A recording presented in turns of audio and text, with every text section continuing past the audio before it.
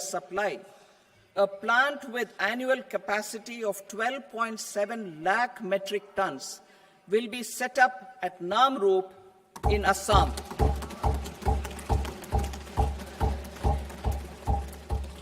India Post, with 1.5 lakh rural post offices, complemented by the India Post Payment Bank and a vast network of 2.4 lakh Dak Sevaks, will be repositioned to act as a catalyst for the rural economy.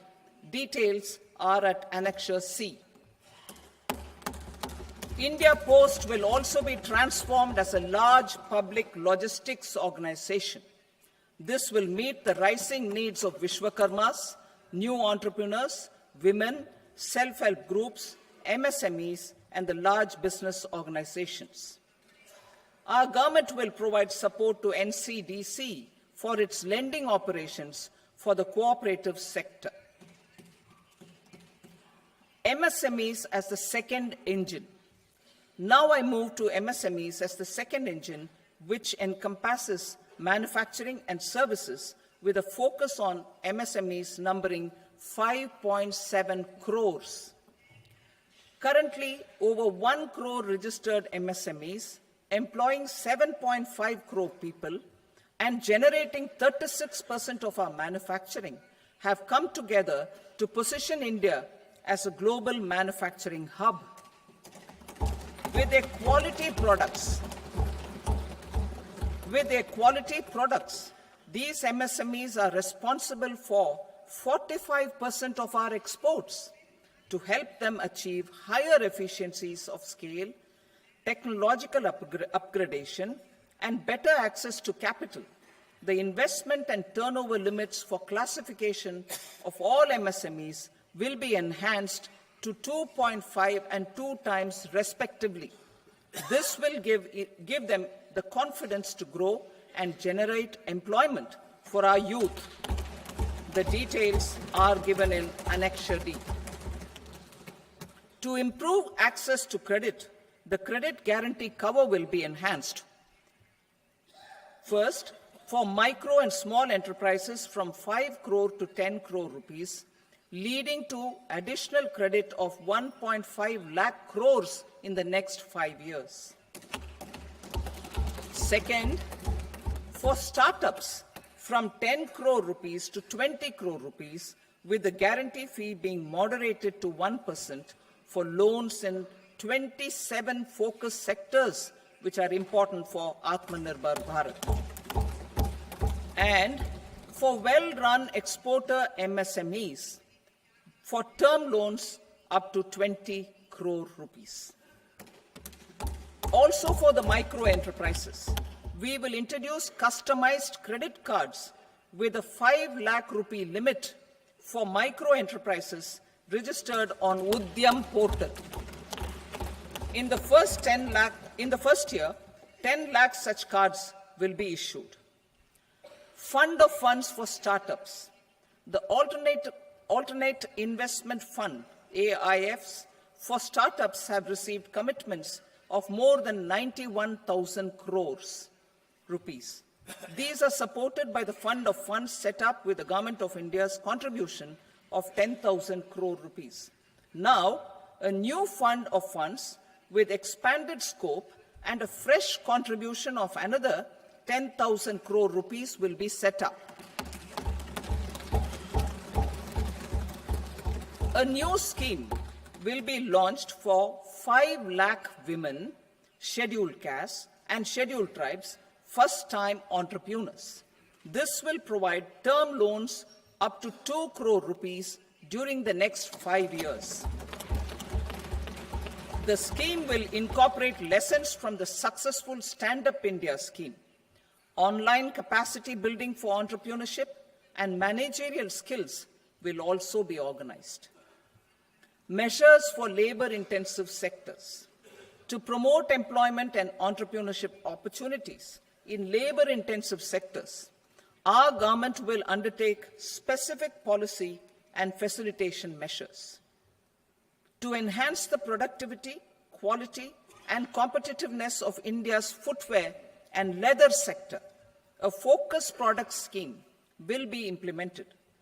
The scheme will support design capacity, component manufacturing, and machinery required for production of non-leather quality footwear, besides the support for leather footwear and products. The scheme is expected to facilitate employment for 22 lakh persons, generate over 4 lakh crore rupees, and exports of over 1.1 lakh crore rupees. Measures for the toys sector. Building on the National Action Plan for Toys, we will implement a scheme to make India a global hub for toys. The scheme will focus on development of clusters, skills, and a manufacturing ecosystem that will create high-quality, unique, innovative, and sustainable toys that will represent the Made in India brand.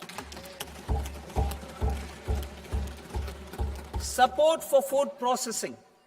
In line with our commitment towards Purvodaya, we will establish a National Institute of Food Technology, Entrepreneurship, and Management in Bihar.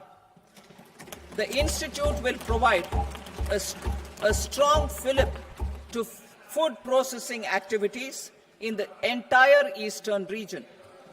This will result in 1. Enhanced income for the farmers through value addition to their produce, and 2. Skilling entrepreneurship and employment opportunities for the youth. Manufacturing mission, furthering Make in India. Our government will set up a national manufacturing mission covering small, medium, and large industries for furthering Make in India by providing policy support, execution roadmaps, governance, and monitoring framework for central ministries and states. Details are in Annexure E. Given our commitment to climate-friendly development, the mission will also support clean tech manufacturing. This will aim to improve domestic value addition and build our ecosystem for solar PV cells, EV batteries, motors and controllers, electrolyzers, wind turbines, very high voltage transmission equipment, and grid-scale batteries. Investment as the third engine.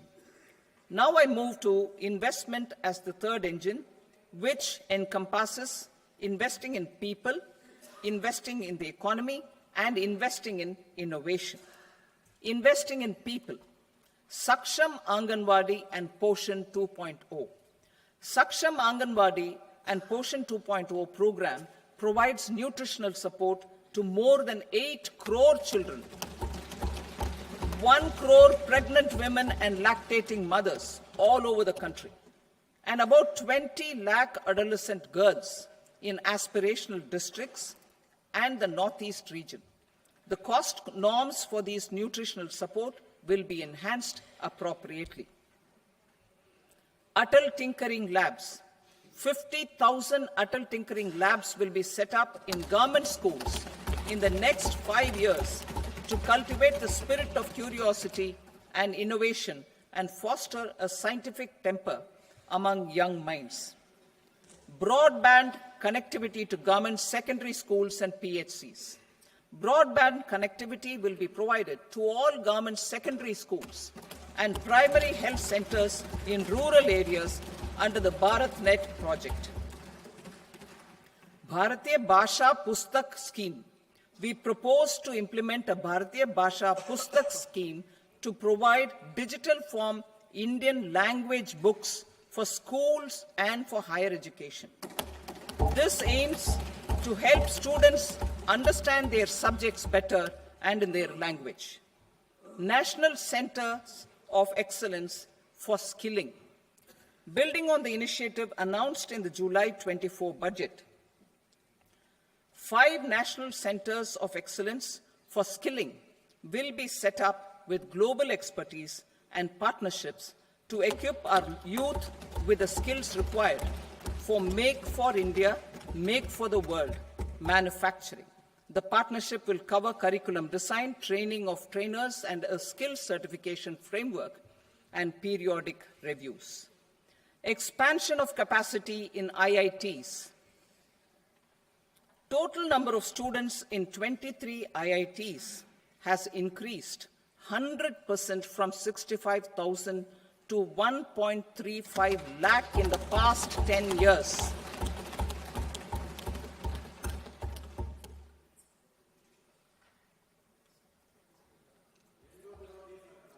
Additional infrastructure will be created in the 5 IITs started after 2014 to facilitate education for 6,500 more students. Hostel and other infrastructure capacity at IIT Patna will also be expanded.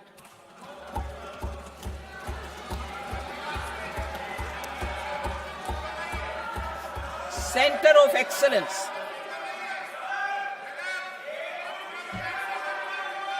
Center of Excellence in AI for Education.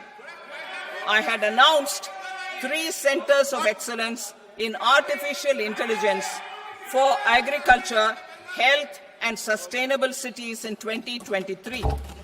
Now a center of excellence in artificial intelligence for education will be set up with a total outlay of 500 crores. Expansion of medical education. Our government has added almost 1.1 lakh undergraduate and postgraduate medical education seats in 10 years, an increase of 130%. In the next year, 10,000 additional seats will be added in medical colleges and hospitals towards the goal of adding 75,000 seats in the next 5 years.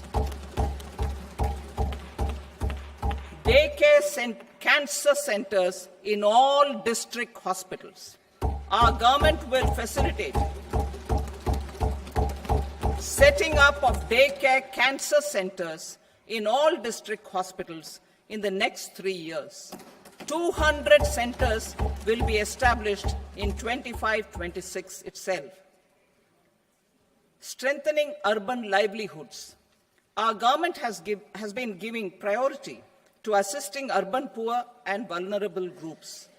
A scheme for socio-economic upliftment of urban workers will be implemented to help them improve their incomes, have sustainable livelihoods, and a better quality of life. PM Swanidhi scheme has benefited more than 68 lakh street vendors, giving them respite from high-interest informal sector loans.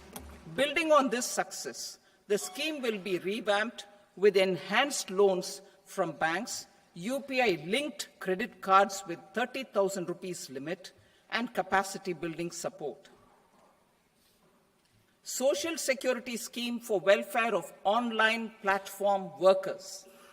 Gig workers of online platforms provide great dynamism to the new age services economy.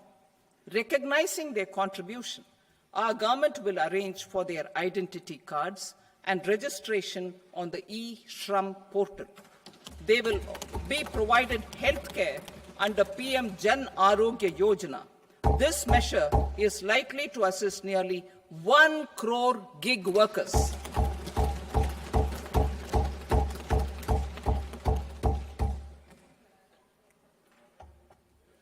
Investing in the economy. Public-private partnership in infrastructure. Each infrastructure-related ministry will come up with a 3-year pipeline of projects that can be implemented in PPP mode. States will also be encouraged to do so and can seek support from the India Infrastructure Project Development Fund, which is a scheme to prepare PPP proposals. Support to states for infrastructure.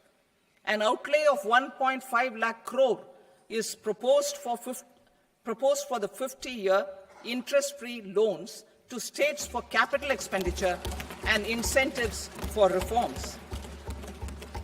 Building on the success of the first asset monetization plan announced in 2021, the second plan for 2025 to 30 will be launched to plow back capital of 10 lakh crore in new projects. Regulatory and fiscal measures will be fine-tuned to support the plan. Jal Jeevan Mission.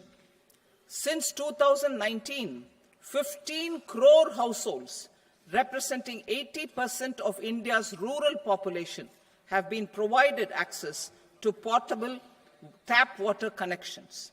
To achieve 100% coverage, I am pleased to announce the extension of this mission until 2028 with an enhanced total outlay.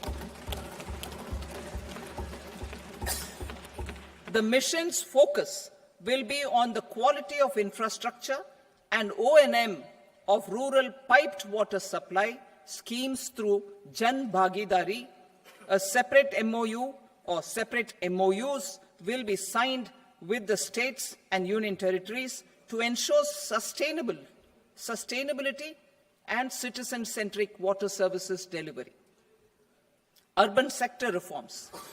Building on the July budget proposals, urban sector reforms related to governance, municipal services, urban land, and planning will be incentivized. Urban Challenge Fund. The government will set up an Urban Challenge Fund of 1 lakh crore rupees to implement the proposals for cities as growth hubs, creative redevelopment of cities, and for water and sanitation purposes announced in the July budget. This fund will finance up to 25% of the cost of bankable projects, with a stipulation that at least 50% of the cost is funded from bonds, bank loans, and PPPs. An allocation of 10,000 crore is proposed in 2025-26. Power sector reforms. We will incentivize electricity distribution reforms and augmentation of intrastate transmission capacity by states. This will improve financial health and capacity of electricity companies. Additional borrowing of 0.5% of GSDP will be allowed to states contingent on these reforms. Nuclear energy mission for Vikasit Bharat. Development of at least 100 gigawatt of nuclear energy by 2047 is essential for our energy transition efforts. For an active partnership with the private sector towards this goal, amendments to the Atomic Energy Act and the Civil Liability for Nuclear Damage Act will be taken up. A nuclear energy mission for research and development of small modular reactors with an outlay of 20,000 crore will be set up. At least 5 indigenously developed small modular reactors will be operationalized by 2033. Shipbuilding. The shipbuilding financial assistance policy will be revamped to address cost disadvantages. This will also include credit notes for shipbreaking in Indian yards to promote the circular economy. Large ships above a specified size will be included in the infrastructure harmonized master list.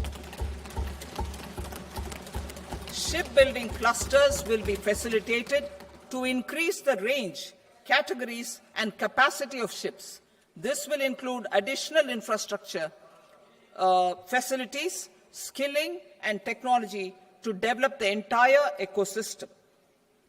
Maritime Development Fund. For long-term financing for the maritime industry, a Maritime Development Fund with a corpus of 25,000 crore rupees will be set up. This will be for distributed support and promoting competition. This will have up to 49% contribution by the government, and the balance will be mobilized from ports and from private sector. UDAN regional connectivity schemes. UDAN has enabled 1.5 crore middle-class people to meet their aspirations for speedier travel. The scheme has connected 88 airports, and operationalized 619 routes. Inspired by that success, a modified UDAN scheme will be launched to enhance regional connectivity to 120 new destinations and carry 4 crore passengers in the next 10 years. 4 crore additional passengers in the next 10 years. The scheme will also support helipads and smaller airports in hilly, aspirational and northeast regional districts. Greenfield airports will be facilitated in Bihar to meet the future needs of the state. These will be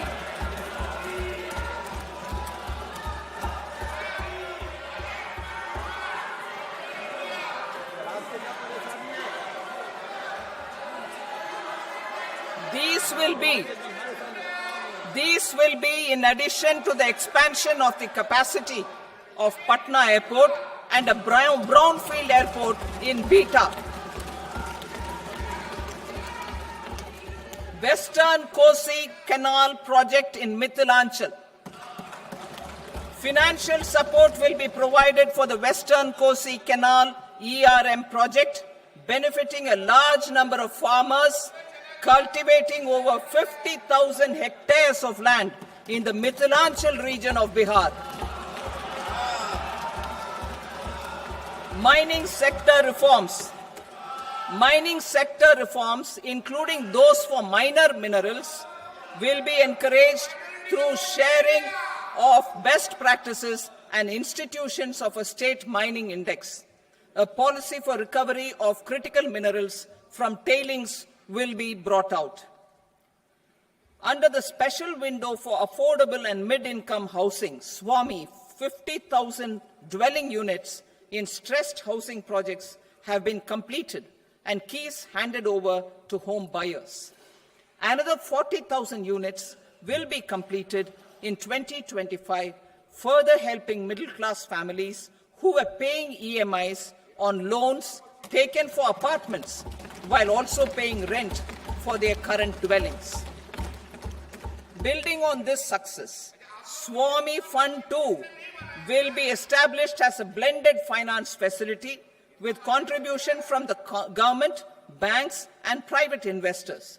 This fund of 15,000 crore rupees will aim for expeditious completion of another 1 lakh units.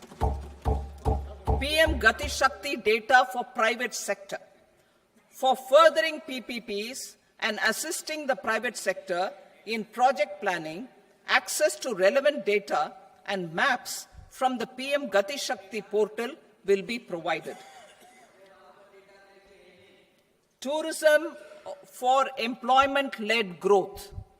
Top 50 tourist destination sites in the country will be developed in partnership with states through a challenge mode. Land for building key infrastructure will have to be provided by the states. Hotels in these destinations will be included in the infrastructure harmonized list. The following measures will be taken for facilitating employment-led growth. Organizing intensive skill development programs for our youth, including in institutes of hospitality management. Providing mudra loans for homestays. Improving ease of travel and connectivity to tourist destinations. Providing performance-linked incentives to states for effective destination management, including tourist amenities, cleanliness, and marketing efforts. And introducing streamlined e-visa facilities along with visa fee waivers for certain tourist groups. Continuing with the emphasis on places of spiritual and religious significance, in the July budget, there will be a special focus on destinations related to the life and times of Lord Buddha. Medical tourism and heal in India. Medical tourism and heal in India will be promoted in partnership with the private sector, along with capacity building and easier visa norms. Investing in innovation. To implement private sector-driven research, development and innovation initiatives announced in the July budget, I am now allocating 20,000 crore rupees for this purpose. A deep tech fund of funds will also be explored to catalyze the next generation startups as a part of this initiative. In the next 5 years, under the PM Research Fellowship Scheme, we will provide 10,000 fellowships for technological research in IITs and IISc with enhanced financial support. The second gene bank with 10 lakh germplasm lines will be set up for future food and nutritional security. This will provide conservation support to both public and private sectors for genetic resources. We will start a national geospatial mission to develop foundational geospatial infrastructure and data. Using PM Gati Shakti, this mission will facilitate modernization of land records, urban planning, and design of infrastructure projects.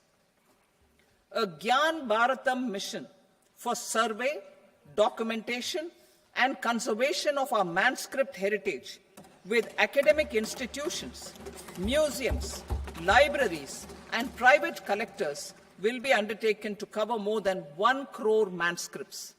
We will set up a national digital repository of Indian knowledge systems for knowledge sharing. Now I move to exports as the fourth engine.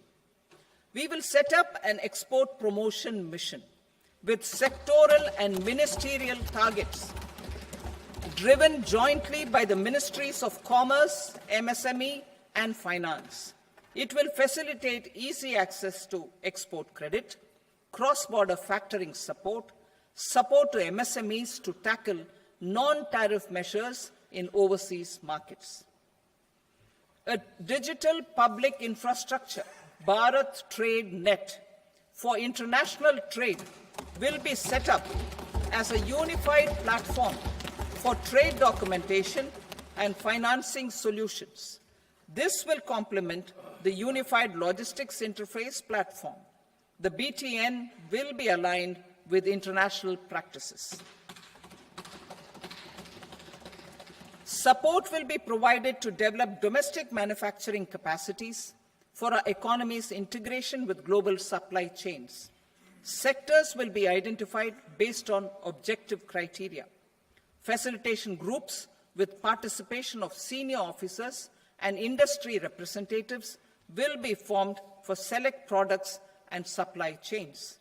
Through this, there are huge opportunities related to Industry 4.0, which needs high skills and talent. Our youth have both. Our government will support the domestic electronic equipment industry to leverage this opportunity for the benefit of our youth. A national framework will be formulated as guidance to states for promoting global capability centers in emerging Tier 2 cities. This will suggest measures for enhancing availability of talent and infrastructure, building bylaw reforms, and mechanisms for collaboration with industry. Our government will facilitate upgradation of infrastructure and warehousing for air cargo, including high-value perishable horticultural produce. Cargo screening and customs protocol will be streamlined and made user-friendly. Reforms as the fuel.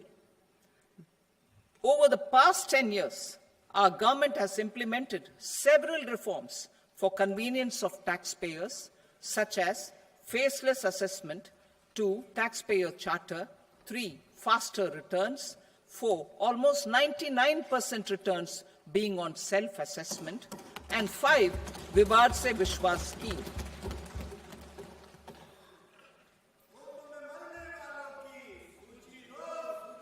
Continuing these efforts, I reaffirm the commitment of the Tax Department to trust first, scrutinize later. I also propose to introduce the new income tax bill next week. I will detail the indirect tax reforms and changes in direct taxes in Part B. Financial sector reforms.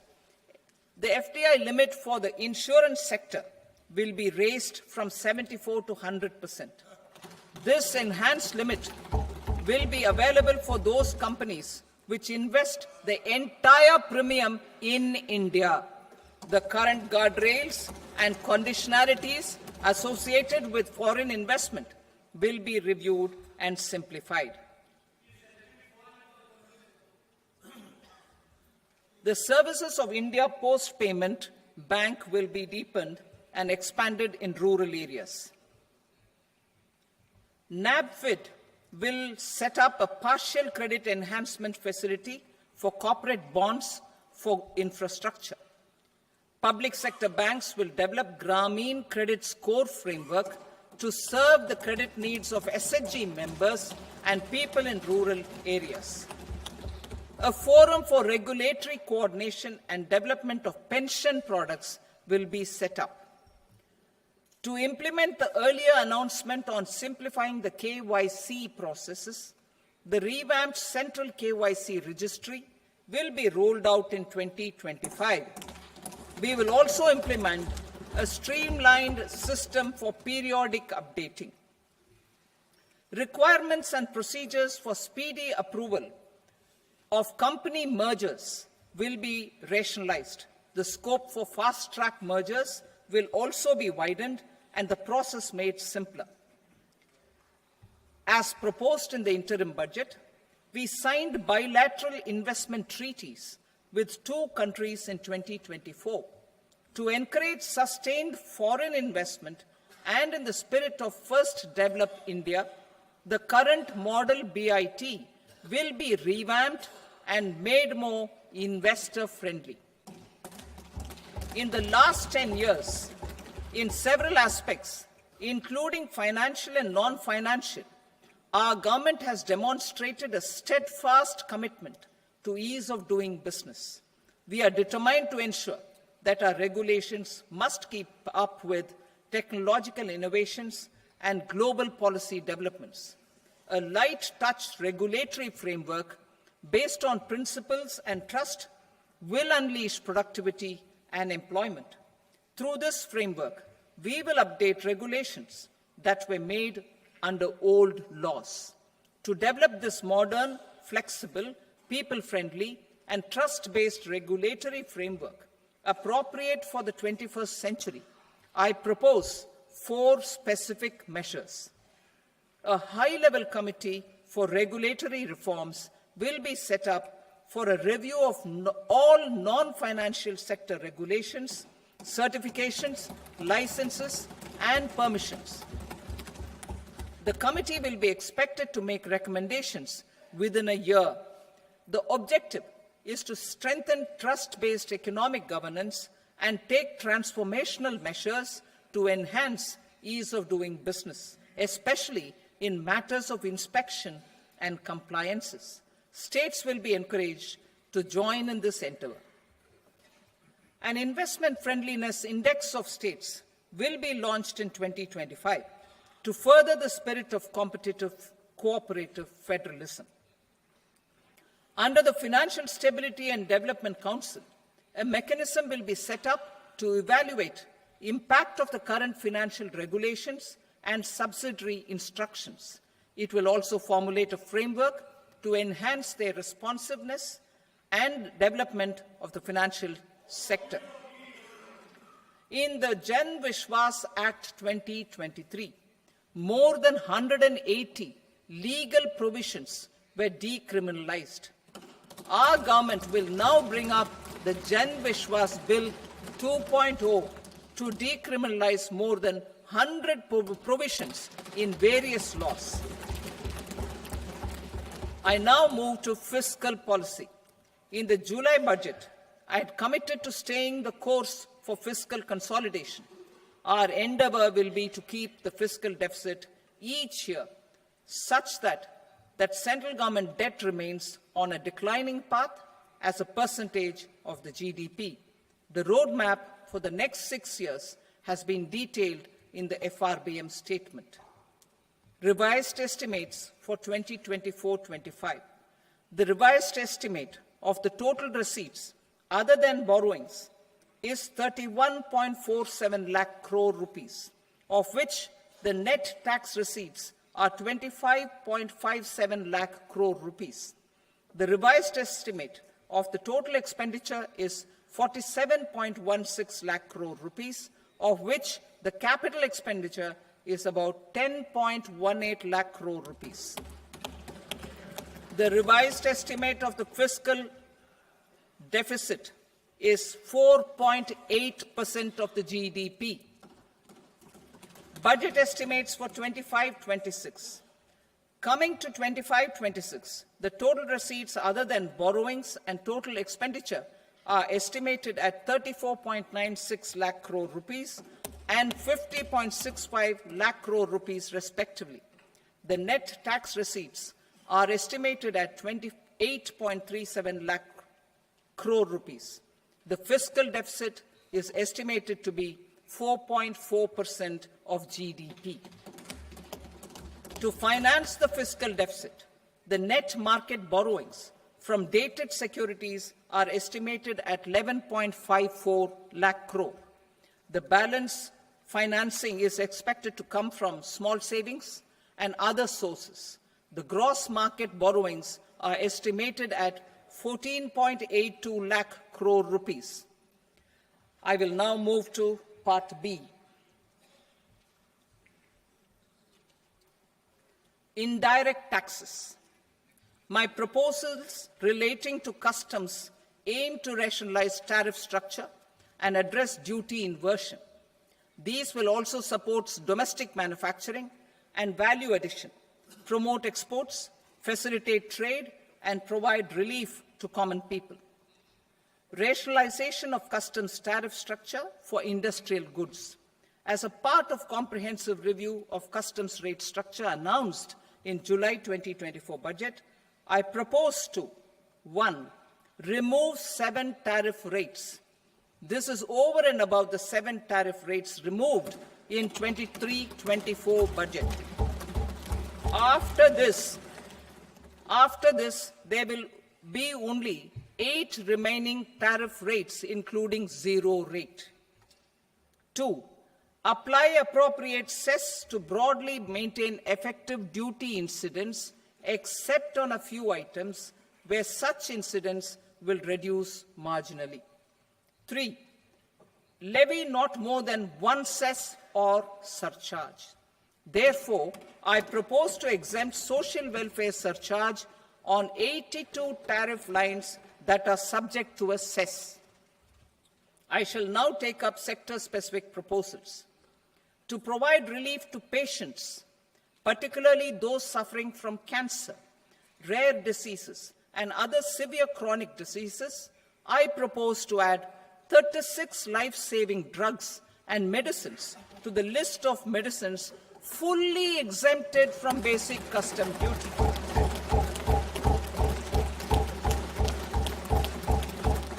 I also propose to add 6 life-saving medicines to the list attracting concessional custom duty of 5%.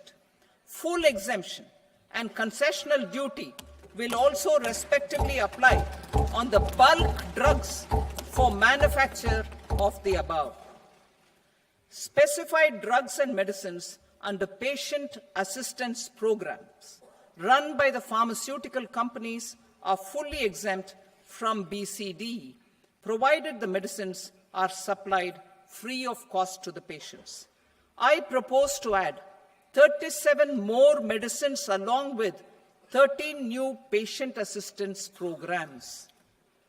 Support to domestic manufacturing and value addition. critical minerals. In the July 2024 budget, I had fully exempted BCD on 25 critical minerals that are not domestically available. I had also reduced BCD of 2 other such minerals to provide a major fillip to their processing, especially by MSMEs. Now, I propose to fully exempt cobalt powder and waste, the scrap of lithium-ion battery, lead, zinc, and 12 more critical minerals. This will help secure their availability for manufacturing in India and promote more jobs for our youth.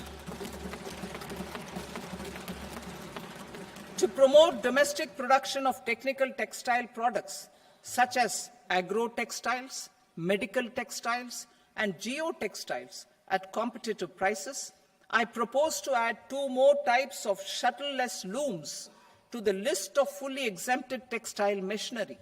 I also propose to revise the BCD rate on knitted fabrics covered by 9 tariff lines from 10 or 20 to 20% or 115 rupees per kg, whichever is higher. Electronic goods. In line with our Make in India policy and to rectify inverted duty structure, I propose to increase the BCD on interactive flat panel display from 10% to 20% and reduce the BCD to 5% on open cell and other components. In 23-24 budget, for the manufacture of open cells of LCD, LED TVs, I had reduced the BCD on parts of open cells from 5% to 2.5%. To further boost the manufacture of such open cells, the BCD on these parts will now stand exempted. Lithium-ion battery. To the list of exempted capital goods, I propose to add 35 additional capital goods for EV battery manufacturing and 28 additional capital goods for mobile phone battery manufacturing. This will boost domestic manufacture of lithium-ion batteries, both for mobile phones and for electric vehicles. Shipping sector. Considering that shipbuilding has a long gestation period, I propose to continue the exemption of BCD on raw materials, components, consumables, or parts for the manufacture of ships for another 10 years.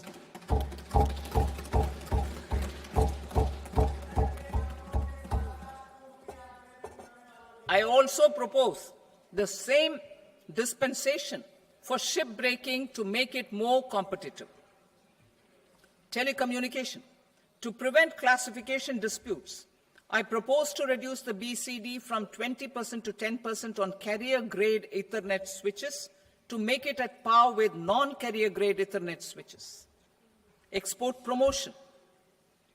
To facilitate exports of handicrafts, I propose to extend the time period for export from 6 months to 1 year, further extendable by another 3 months if required. I also propose to add 9 items to the list of duty-free inputs.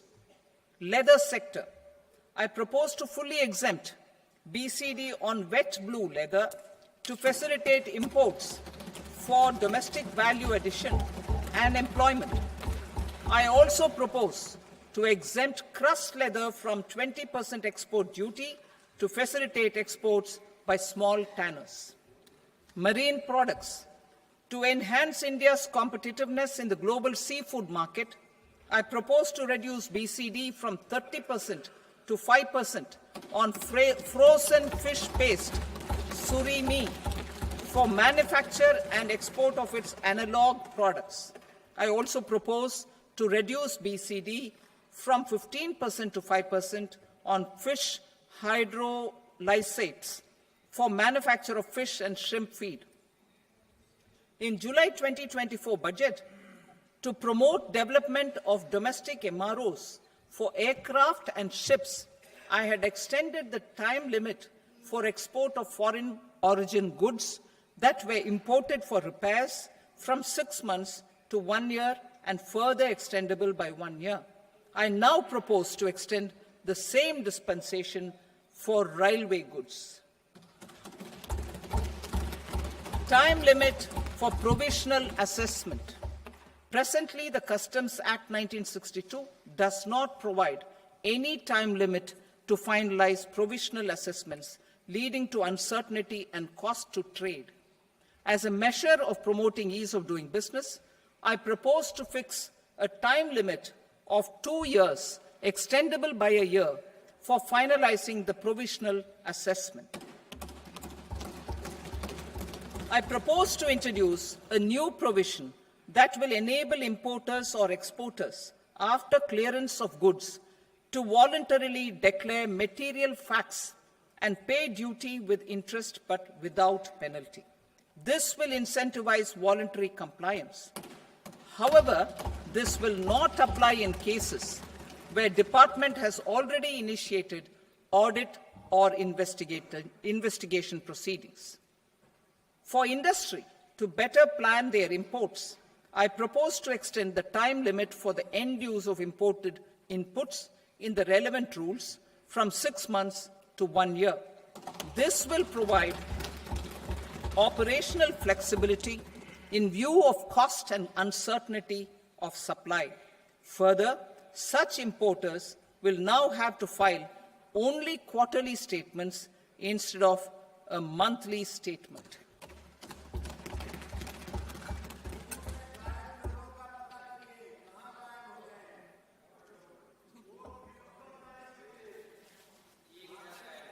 I now come to my direct tax proposals. In Part A, I have briefly underlined taxation reforms as one of key reforms to realize our vision of Vikasit Bharat.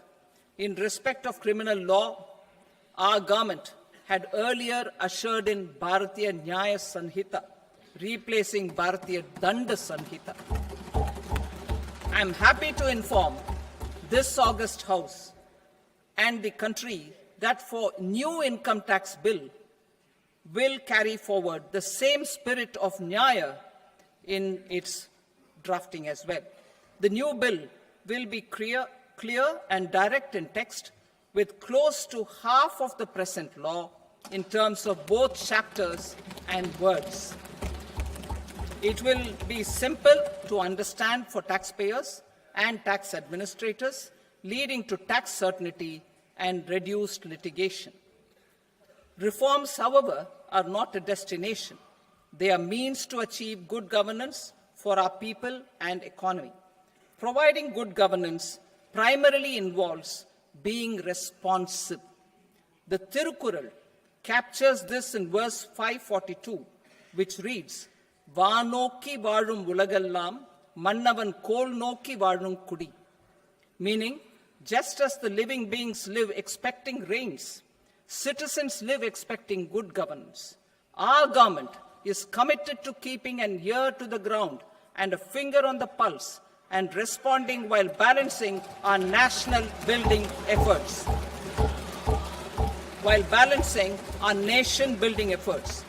The following measures will detail just how our government will, under the guidance of PM Modi, has taken steps to understand and address.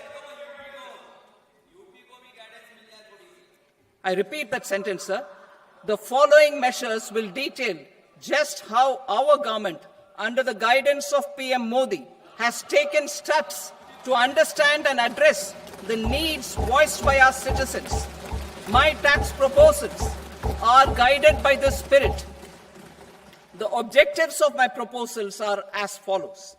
Personal income tax reforms with special focus on middle class. Rationalization of TDS and TCS for easing difficulties. Encouraging voluntary compliance. Reducing compliance burden. Ease of doing business. Employment and investment. I will come to my proposal on personal income tax towards the end. TDS and TCS, rationalization for easing difficulties. I propose to rationalize tax deduction at source, TDS, by reducing the number of rates and thresholds above which TDS is deducted. Further, threshold amounts for tax deduction will be increased for better clarity and uniformity. The limit for tax deduction on interest for senior citizens is being doubled from the present 50,000 rupees to 1 lakh rupees. Similarly, the annual limit of 2.40 lakh rupees for TDS on rent is being increased to 6 lakh rupees. This will reduce the number of transactions liable to TDS, thus benefiting small taxpayers receiving small payments. The threshold to collect tax at source, the TCS, on remittances under RBI's liberalized remittance scheme, the LRS, is proposed to be increased from 7 lakh to 10 lakhs. I also propose to remove TCS on remittances for education purposes, where such remittances is out of a loan taken from a specified financial institution. Both TDS and TCS are being applied on any transaction related to sale of goods. To prevent such compliance difficulties, I propose to omit the TCS. I also propose that the provisions of the higher TDS deduction will now apply only in non-PAN cases. In July 2024, the delay for payment of TDS up to the due date of filing statement was decriminalized. I propose to provide the same relaxation to TCS provisions as well. The government under the leadership of Prime Minister Modi believes in Sabka Saath, Sabka Vikas, Sabka Vishwas and Sabka Prayas.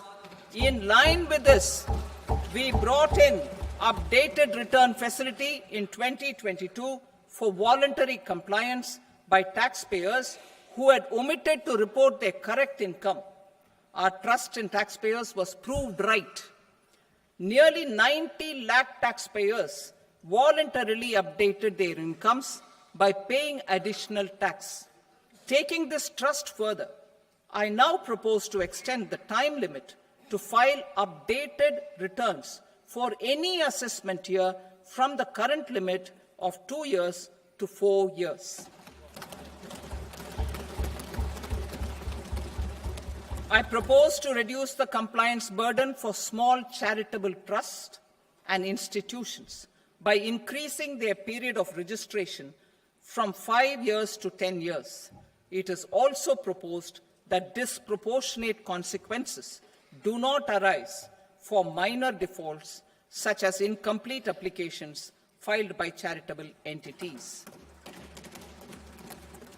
Presently, taxpayers can claim the annual value of self-occupied properties as nil only on the fulfillment of certain conditions. Considering the difficulties faced by taxpayers, it is proposed to allow the benefit of 2 such self-occupied properties without any condition. To streamline the process of transfer pricing and to provide an alternative to yearly examination, I propose to introduce a scheme for determining arm's length price of international transaction for a block period of 3 years. This will be in line with global best practices. With a view to reduce litigation and provide certainty in international taxation, the scope of safe harbor rules is being expanded. A number of senior and very senior citizens have very old national savings schemes accounts. As interest is no longer payable on such accounts, I propose to exempt withdrawals made from NSS by individuals on or after 29th August 2024. I am also proposing to allow similar treatment to NPS Vatsalya accounts as is available to normal NPS accounts subject to overall limits. In my speech in July 2024, I had promised that all processes, including giving effect to appellate orders, shall be digitalized and made paperless. Over the next 2 years, So I'm happy to announce that digitalization is being made operational now. In July 2024, we brought in the Vivad Se Vishwas scheme to resolve income tax disputes pending in appeal. The scheme has received a great response, with nearly 33,000 taxpayers having availed of the scheme to settle their disputes. I have a few proposals to promote investment and employment. It is proposed to provide a presumptive taxation regime for non-residents who provide services to a resident company that is establishing or operating an electronics manufacturing facility. I further propose to introduce a safe harbor for tax certainty for non-residents who store components for supply to specified electronics manufacturing units. Presently, the tonnage tax scheme is available only to sea-going ships. The benefits of existing tonnage tax scheme are proposed to be extended to inland vessels registered under the Indian Vessels Act 2021 to promote inland water transport in the country. Extension for incorporation of startups. We continue to support the Indian startup ecosystem. I propose to extend the period of incorporation by 5 years to allow the benefit available to startups which are incorporated before 1/4/2030. In order to attract and promote additional activities in the IFSC, I am inter alia proposing specific benefits to ship leasing units, insurance offices, and treasury centers of global companies which are set up in IFSC. Further, to claim benefits, the cut-off date for commencement in IFSC has also been extended by 5 years to 31/3/2030. Category 1 and Category 2 AIFs are undertaking investments in infrastructure and other such sectors. I propose to provide certainty of taxation to these entities on the gains from securities, to promote funding from sovereign wealth funds and pension funds to the infrastructure sector. I propose to extend the date of making an investment by 5 more years up to 31st March 2030.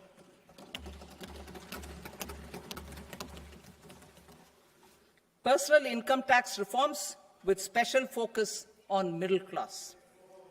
Democracy, demography, and demand are the key support pillars in our journey towards Vikasit Bharat. The middle class provides strength for India's growth. This government, under the leadership of Prime Minister Modi, has always believed in the admirable energy and ability of the middle class in nation building. In recognition of their contribution,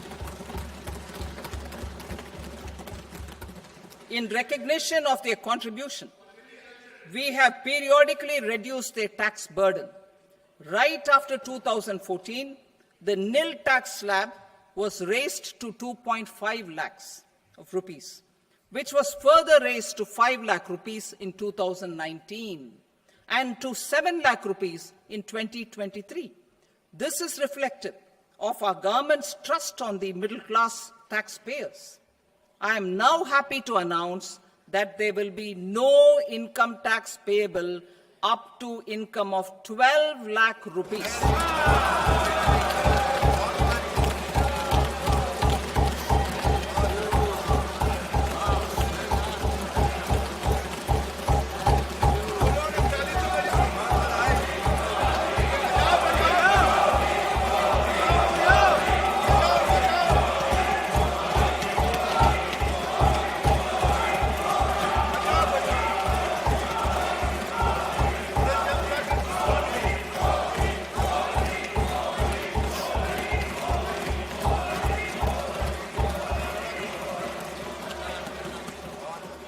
So, average income of 1 lakh per month, other than the special rate income such as capital gains, under the new regime.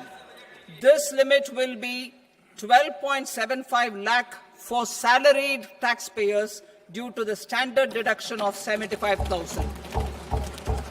Slabs and rates are being changed across the board to benefit all taxpayers.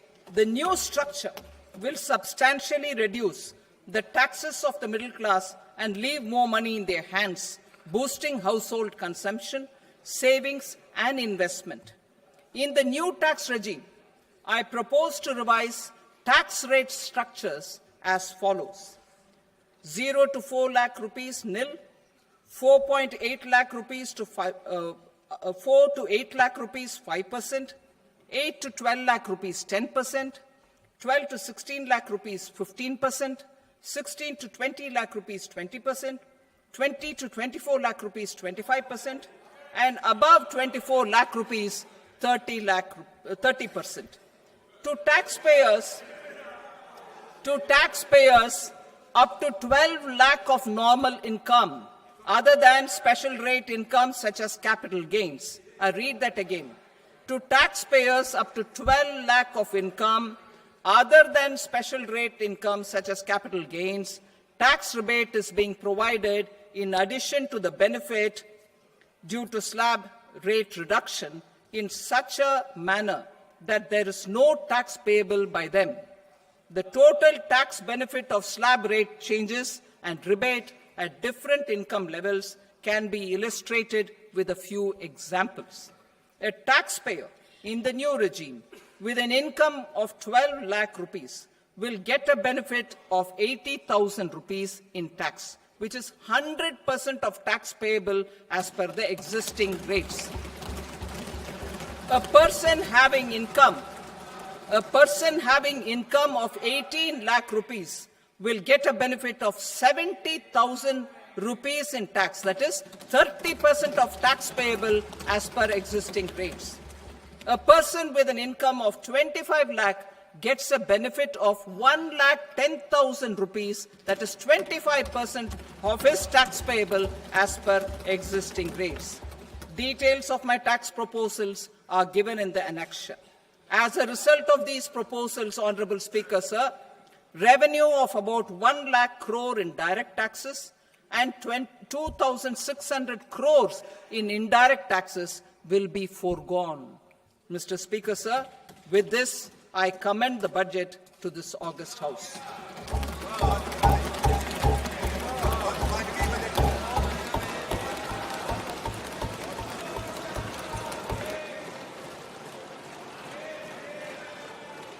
Item number 2, Srimati Nirmala Sitharaman. Sir, with your permission, I rise to lay on the table the following statements under Section 3(1) of the Fiscal Responsibility and Budget Management Act, 2003. Medium-term fiscal policy cum fiscal policy strategy statement and macroeconomic framework statement. Item number 3, Srimati Nirmala Sitharaman. Sir, with your permission, I rise to move for leave to introduce the Finance Bill 2025. प्रश्न ये है कि विधेयक को Question is that the bill may be allowed to be introduced. Those in favor may say ayes. Those against may say noes. I think the ayes have it. The ayes have it. The permission has been granted. Honorable Minister will now please introduce the bill. Thank you. सभा की कार्रवाई The proceedings of the House are adjourned till Monday, 3rd of February, till 11 o'clock in the morning.